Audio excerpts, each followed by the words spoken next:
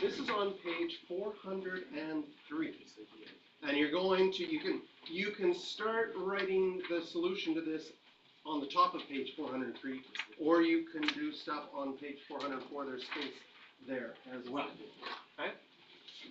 So we want to, first of all, in A, just graph log base 2 of x. So one of the things that's expected of you is that you know stuff about basic log graphs. A basic log graph is just log with any number as a base. They always have an asymptote at x equals 0. They always have a point at 1, 0. And depending on what the base is, here our base is 2, so we have a point at 2, 1. And the shape of an exponential graph looks like this. So there's part A. Then, sometimes the textbook says on the same grid. I always switch that to be separate grids because it gets a little bit messy, especially with asymptotes. So we're going to do B on a separate grid. And now we're going to graph y equals log base 2 of 2x minus 1. And the key is to compare it to a parent graph. And this is the parent graph. In the parent graph, there is a base and an x. And a log, of course. The log doesn't usually confuse people. It's not like you see the word log and think, oh, I need to stretch it vertically or something because the word log is there. But the numbers sometimes confuse us. So when I rewrite my equation, sometimes I take a highlighter out and just say, where's my parent graph? I guess technically I could highlight the log part of it too. That's kind of fun. I like coloring. There we go. Right, that's my parent graph. So what's new? What's new is there's a 2 here and a minus 1 there. And we go back to our transformations unit and have to decide, are these things horizontal or are they vertical? Are they inside the function or are they outside of the function? I hope you can see the 2 is right inside there. So that's going to be a horizontal compression. X's are liars. So you're going to multiply your x by a half. The 1, if they wanted that 1 inside the log, they would have put brackets there to make sure you knew it was inside. So this is 1 is going to be a vertical translation. We're going to go 1 down as a result. So there are the 2 things that need to happen. And now we take our key points from our regular log graph and the asymptote and see what happens.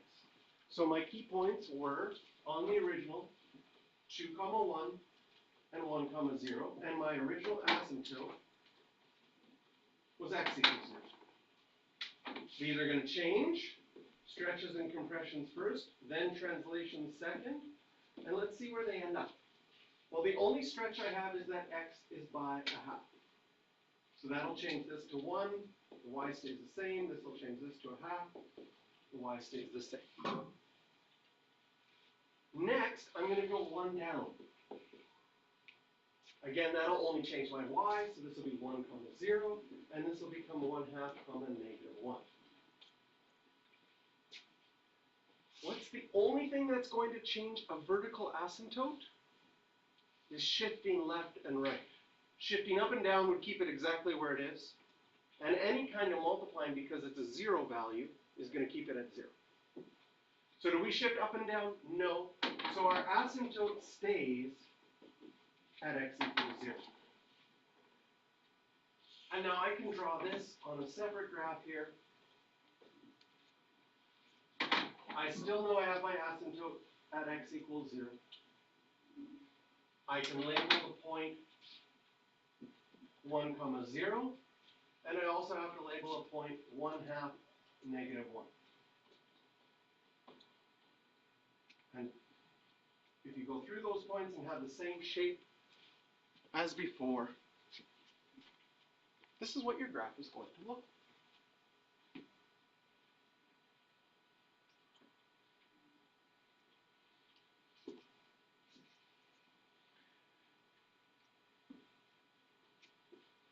And I don't know, like, if any of you noticed this, but what would happen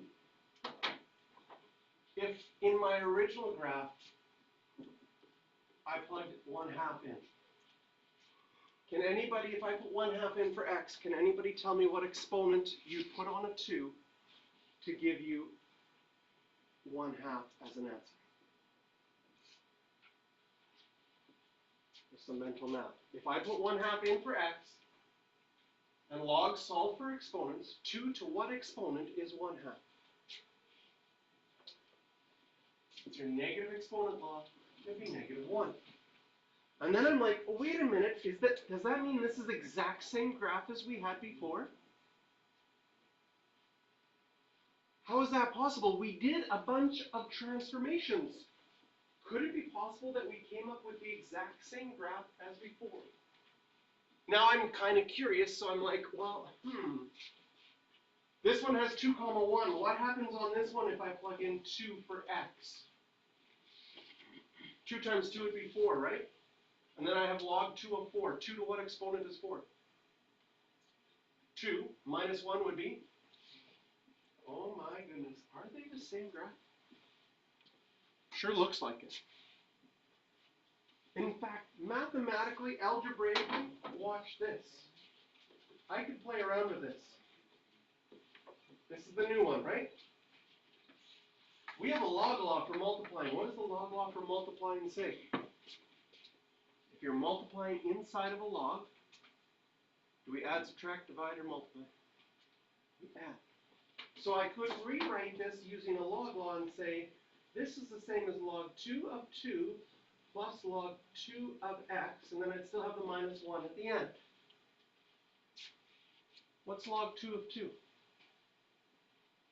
1. What's 1 minus 1? Oh man, it is the same. That's kind of, I wanted to graph something new.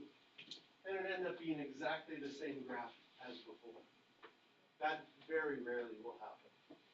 But it's just showing that logs act weird sometimes because of log laws. Okay, part C to this graph says, identify the intercepts, the equation of the asymptote. So we've labeled the intercepts. We've got our equation of our asymptote. That's already there. Does it want domain and range? Yes. So the domain will be x bigger than 0, not equal to, because we have an asymptote there. And our range is everything. So I want you to practice some more of transformations with log graphs. I think on page 400, do you have a blank page there that you haven't used? Page 400?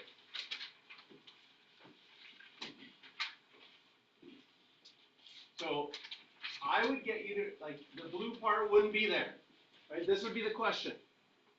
But you would have to say, hey, this is my parent graph, the log 3x. So the very first thing I would do is I would look at and say, can I graph log 3 of x? What are the important points? I don't know.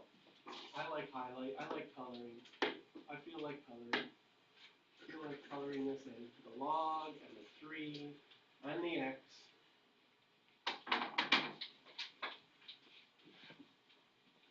That is all your parent graph. So now what's left? There's a 4 out in front, a +1 inside, a -5 afterwards, so we can label what each of those things are going to do.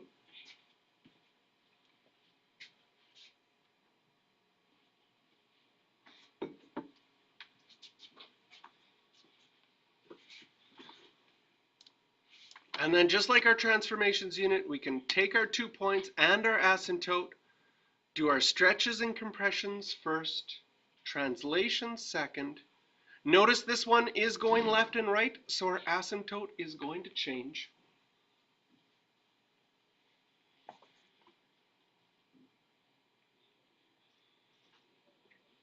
And the rest of this is just a review of chapter 3.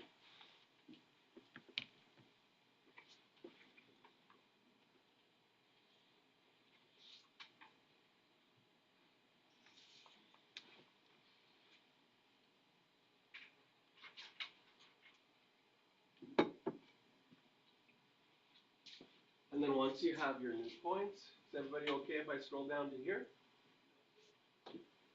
You can take those new points, draw the asymptote, draw the two new points, and then put things close.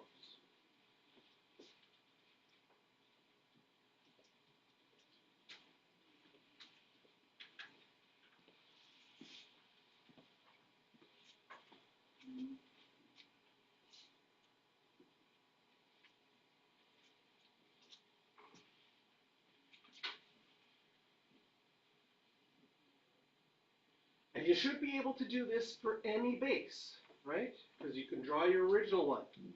So that means you will also be able to do anything that has natural logs, and that'll be the next example. Has everybody done this one?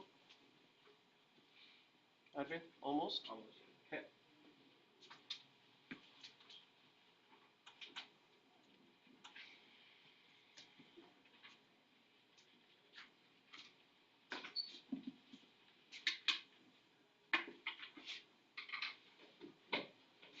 Okay, so let's do one with natural logs. So again, what is your parent graph? If I take out my coloring, my parent graph is just the natural log of x. So if I look at just the natural log of x, what are the key points on there?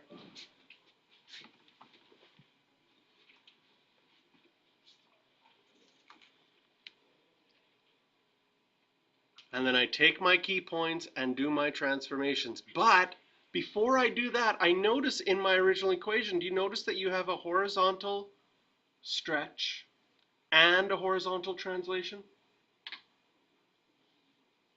Did you remember that you always have to write that in factored form first? How many of you would have probably went with 2 left and missed that? Or have we seen enough of these? We've seen enough of these that you're starting to get used to checking. Now, when you pull a half out of a 2, what I generally do, and that's why I've drawn this arrow here, is I generally say, okay, I don't know what number is going to go here, but a half times that number has to equal 2. So that helps me figure out this needs to be a 4.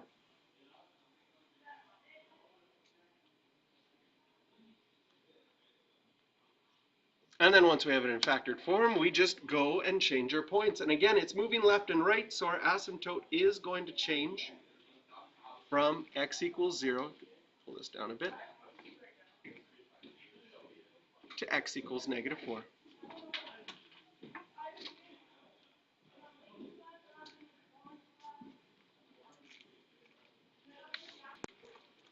And now you can take those points. You're going to have to estimate where 2 times 2.7 minus 4 would be. Draw your asymptote, draw your 2 points, draw your curve going towards the asymptote and through those 2 points, and you have your final graph.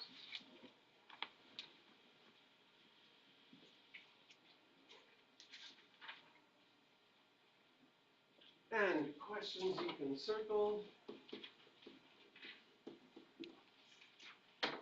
are 8, 9, 10, and 11.